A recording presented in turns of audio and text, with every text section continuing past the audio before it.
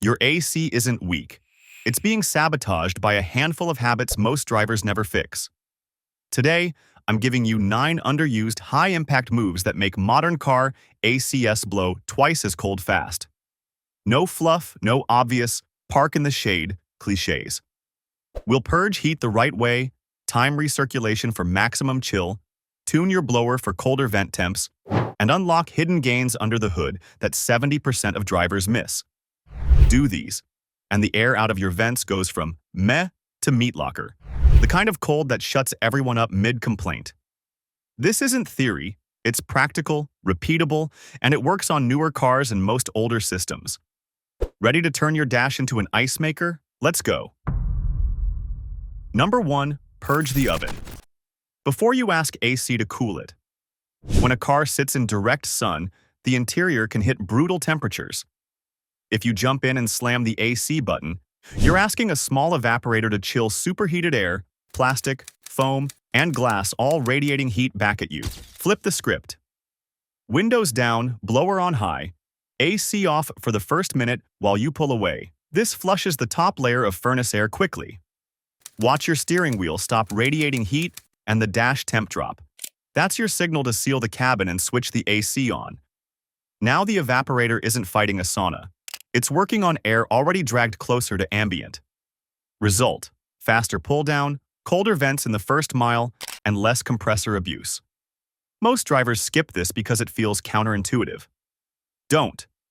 Heat purge first, then chill. It's the quickest free gain you'll feel immediately. Number 2. Recirculation is a superpower. Recirc, max AC, is misunderstood. Hitting it immediately forces the system to recool cabin air that's hotter than outdoors, which delays comfort. Use fresh air mode during your purge and early cool down. Once the cabin temperature nears or beats outside air, flip to recirc. Now you're cycling already cooled, lower humidity air across the evaporator, compounding the chill each pass. Vent temps plunge because you're no longer dragging in warm, moist outside air. On longer drives, crack back to fresh air briefly if things feel stuffy, then return to recirc. In modern cars, recirc also eases compressor load once the cabin stabilizes, because heat gain falls and the system cycles less aggressively. The common failure is recirc from the start, which feels logical but quietly wastes minutes. Time it right, purge to fresh to recirc. That sequence alone separates a fine AC from a freezer. Number 3. Dial for coldest output. Mid-temp settings blend in warm air to hit a target number that dilutes your coldest possible output. Set climate to LO or full cold so the blend door never sneaks heat back in. Then adjust fan speed for colder vent temps. One notch below max often wins. At full blast, air flashes across the evaporator so fast it can't shed as much heat. Slightly slower dwell time equals colder discharge air, even if volume is a hair lower. Direct most flow to face level with a bit to the floor. Angle a couple vents up cold air sinks, so throwing it high helps it tumble and sweep heat off glass and plastics. If you have dual zone sink zones to LO during pull down, zones fighting each other slow the chill. These micro tweaks sound small. In practice, they shave minutes off cooldown and make the air feel dramatically more crisp at your skin. Number 4. Cabin filter. A suffocated evaporator can't cool what it can't breathe. A cabin air filter loaded with pollen, lint, and leaf dust strangles airflow and makes your blower sound busy while nothing cold hits you. Slide the glove box down, pop the access door, and inspect. If the pleats are gray-black, furry, or shedding debris, you've found your bottleneck. Replace with an OEM quality or low-restriction aftermarket filter. Avoid ultra-dense perfume bricks that smell nice but restrict flow. Feel the difference immediately. Vent velocity jumps, evaporator heat exchange improves, and the system stops sounding strained. If you drive in dusty zones after wildfire season or behind construction, shorten your change interval. While you're there, vacuum the airbox and make sure leaves aren't sitting on the upstream side, ready to clog again. Most drivers never touch this. You now have more airflow for the same compressor effort, meaning colder air reaches you faster.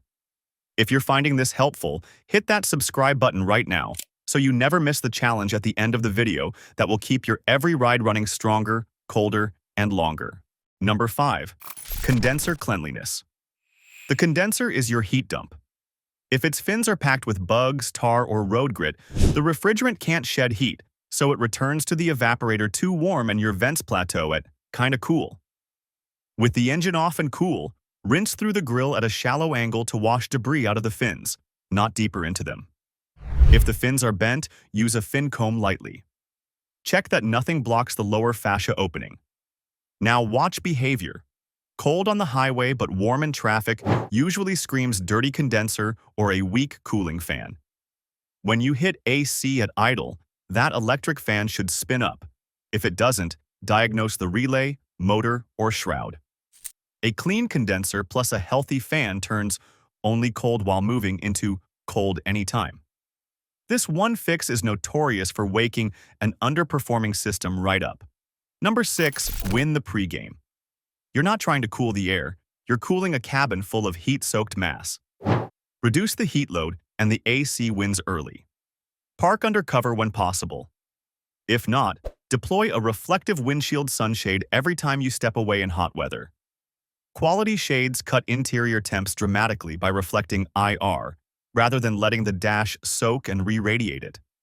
Side benefits: your steering wheel stops branding your palms and plastics live longer. If safe, leave a tiny window crack to vent the stack effect heat. Legal window tint with high IR rejection compounds the benefit by slashing solar gain through side glass. These aren't comfort tricks. They make the first 5 minutes of AC easier. Lower thermal mass equals faster pull down, shorter compressor duty cycles, and colder perceived air sooner. Most drivers won't bother. The ones who do get in and feel instant relief. Number 7. Refrigerant charge. Refrigerant volume isn't a set and forget for life. Systems can lose a few percent each year through seals and service ports. Slightly undercharged systems suffer. Evaporator pressure or temperature curves shift, superheat goes off, and vent temps stall well above potential. If your AC was frosty 2 summers ago and now feels average, test it. A shop can recover, vacuum, leak check, and recharge precisely. DIYers can use a manifold gauge set and a probe thermometer to gauge performance. Target specs don't eyeball can it to more is more, because overcharge raises head pressure and hurts cooling. After a correct charge and a proper vacuum pull, you'll feel the snap return. Colder air sooner, steadier temps at idle, and less cycling. Proactive charge correction every few years keeps the system at its design sweet spot instead of slowly fading to fine. Number 8. Belt, clutch, and compressor health. Even a perfect charge can't overcome a lazy drive. The serpentine belt drives the compressor. Glazing, cracks, or looseness equals slip, which equals less compressor work and lukewarm vents under load. Inspect in bright light. If it's questionable, replace the belt and the tensioner. The feel at the vents often improves immediately. Then watch the compressor clutch. When you command AC, you should see or hear engagement. Rapid short cycling hints at control, pressure, or thermal issues. No engagement at all could be electrical, pressure switch, or clutch failure. Listen for growls, chirps, or grind. If the clutch gap is too wide on some platforms, a shim can restore firm engagement. Mechanical integrity doesn't just make air colder.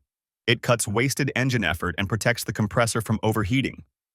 People call old systems tired. Often they're just underdriven. Number 9. Advanced gain. Underhood heat soaks everything, including the cold low-pressure AC line returning to the compressor. If that line absorbs heat, the refrigerant feeding your evaporator next cycle starts warmer than it needs to. The fix is a cheap stealth upgrade. Wrap the low side line with closed-cell foam pipe insulation and secure it with zip ties. Avoid the high-pressure/hot line. The effect is incremental, but real. Lower heat pickup, slightly colder refrigerant returning to the evaporator, and colder vent temps, especially at idle and crawl speeds where underhood temps peak. Enthusiasts routinely measure a few degrees of improvement at the vents, small on paper, Obvious on skin, stacked on top of all the previous steps. It's reversible, costs a few bucks, and takes minutes. Manufacturers often skip this on mass-market trims. You don't have to. Pair it with a clean condenser and proper recirc timing, and you'll swear the system got upsized. 1-week challenge. Day 1 and 2. Purge first routine and fresh to recirc timing and 1-notch fan. Day 3 and 4. New cabin filter and condenser, rinse and sunshade every park. Day 5 and 6. Check belt and tensioner. Verify fan behavior at idle with AC on. Day 7. Gauge check and correct charge. Optionally wrap the low side line.